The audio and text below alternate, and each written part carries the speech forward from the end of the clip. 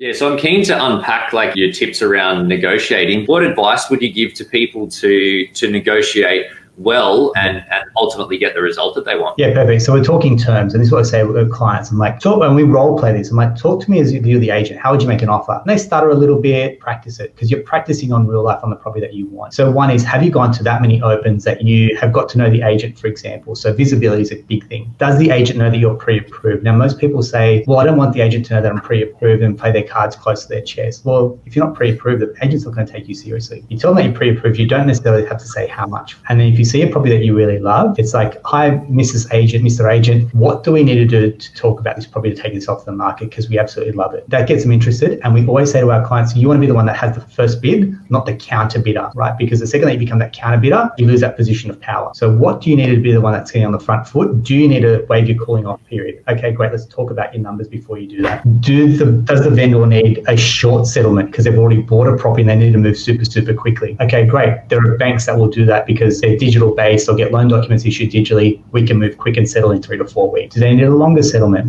We're doing one at the moment, Ben, which is I think a 12-week settlement because they've found a property, but they've got to wait for those people to move out, and that domino effect has just meant our clients aren't in the right. 12 weeks suits them great, easy done. Have they not found a property, and can they continue to rent from us while we settle on this as well? That's been another strategy that we've seen that work. Another one is 10% deposit in the trust account tomorrow. Let's do a deal. And if you understand the agent's motivations, the agent wants to make an offer to their client, which is the vendor, so they don't look silly if things fall over. So give them confidence that you are the buyer for them. And that's where people kind of felt that the agent was the enemy. The agent isn't the enemy at all. The agent is very much part of. And as we've kind of gone through on that journey with a lot of clients, they've relaxed, they have a much better relationship with the agent. In fact, we're going to a lot of buyers agents. Just what you mentioned there is we're getting clients who they keep missing out. I'm like, there's something not right with your strategy. Maybe delegate this to a buyer's agent because you might pay them, I don't know, $10,000, $20,000, but the market's growing and you're going to pay far more on your own. It's almost like an insurance policy to have a buyer's agent because you're going to probably pay less. And the buyer's agents, to your comment on agents, that they have good relationships with the agents because they know that these guys are serious. It's their whole job is buying property. That's their work. They're not wasting time. They don't want to waste their time by having conversations that aren't there. But I love buyer's agents. I think they're fantastic. Save you a heap of time as well as giving you a lot of confidence to execute. And like you say, they've got good relationships that you can leverage as well. But I think that a lot of people can take tips because I think that what I've seen is that when people are dealing with agents, that they can sometimes, because they know that they're sort of opponents almost when it comes to that they want an outcome that's inconsistent with what they want, that they can be a bit more abrasive. But I think it's that old, how to win friends and influence people, that you want to make the agent your friend as much as possible because it's ultimately if they're advocating for you, that means that you're going to be more likely to get what you want with the actual vendor. And then you don't even want that agent selling your property if you sold it, right? You want them getting the best price for you when the shoe's on the other foot as well. So I'm like, you're not their client yet. The client's the vendor. And when you're their client as the future vendor, you want them working just as hard to get the best possible price, right? So it's, again, competing priorities, but just understand they're trying to do their job. And I speak to agents, and again, they're saying, everyone says, oh, it must be great to be an agent because it's so busy, but they don't get the luxury of having listings. They don't get the luxury of talking to clients. They don't get the luxury of having days on market where they can build their database and build their profile. It's come in, offer gets made on Saturday, it's sold by Monday. It's like, now they've got a whole lot of disappointed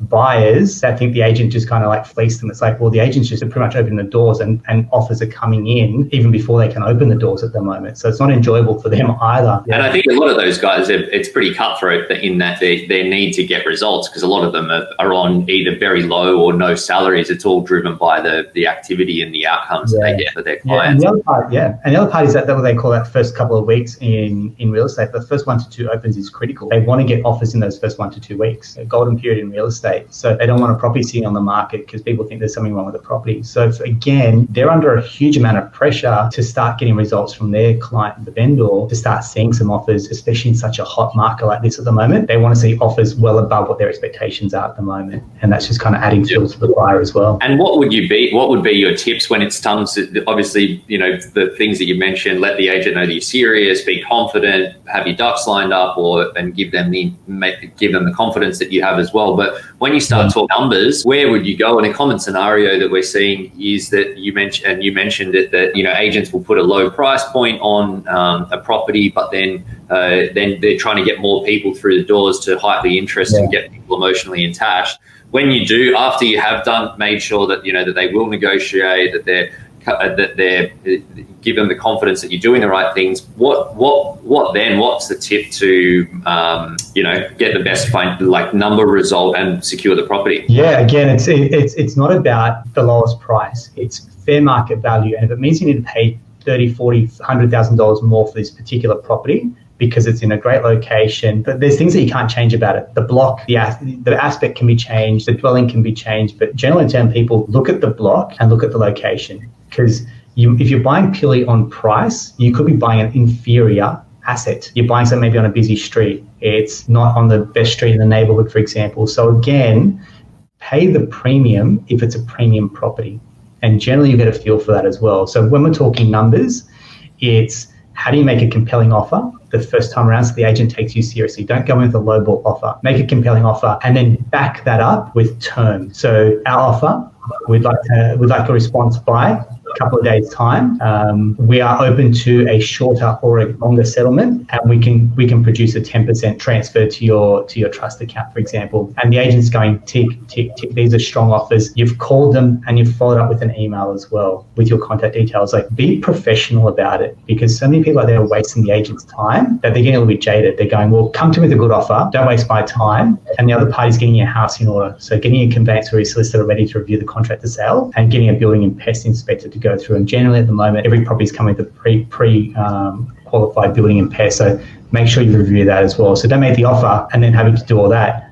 Do all the legwork to make an offer with confidence as well. Yeah, and I think that that's a good tip that sometimes people forget, that when they think about making an offer or bidding on a property, that they think about what they want to pay, what the property is priced at, what the price guide says, how much they have pre-approval for. But really, all of those things are nowhere near as relevant as looking at the market data for comparable sales in the same area and making sure that when you do make an offer, that it is close to the true value of the property. And if you know, ideally at that true value, and if you feel confident that it's a good property, and you've got your strategy and everything lined up, that maybe make a premium offer so that you know that you can secure the place that you want, especially if it means that you're going to avoid the options and then potentially having to pay significantly more in that. And I know that that's something that a mortgage broker would do, right? You pull these property reports and get that sales data for people.